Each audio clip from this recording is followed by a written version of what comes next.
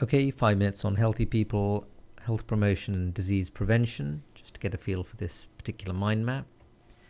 Just click here for the UK National Screening Committee. It's a useful portal.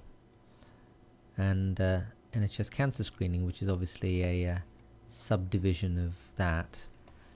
Looking at the three big programs, breast, cervical, and now the bowel screening program. Don't forget there's this really useful website now, the NHS Immunisation, which is a one-stop shop, which has a lot of accurate information for health professionals and also for parents. So this, for example, is constantly changing, and having access to this is useful for me, and I'm sure also for my patients. Obviously, risk is a vital aspect of understanding when and when not to do things, and this is quite nice here.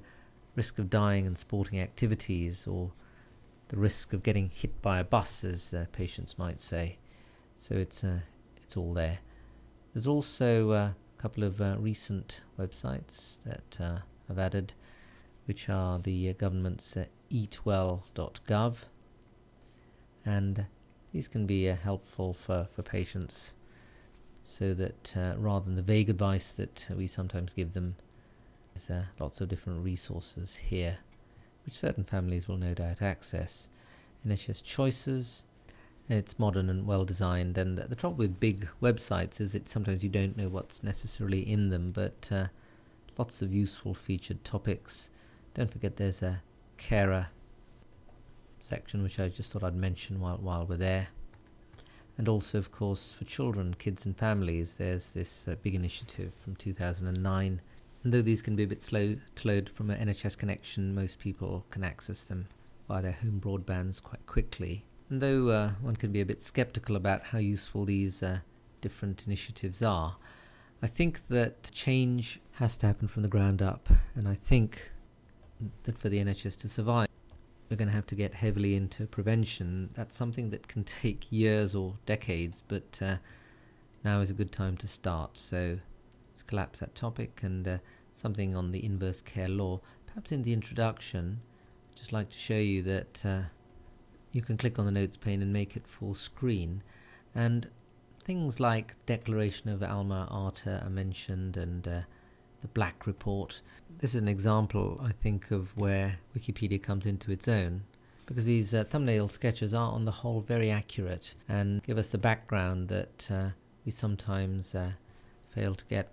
Little link on the inverse care law by Julian Tudor Hart, and I had to just include his own website, An Experimental Life.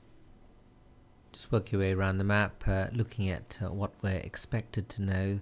For example, how do we change patients' behavior? How do we communicate risk? How do you, in specific problem skills, assess an individual patient's risk factors? Are we using Q-risk or Framingham or JBS2? Think about behavioral change in patients, including the relevance of self-care and what enables people to self-care better, so that health professionals can concentrate on those that actually need to be seen.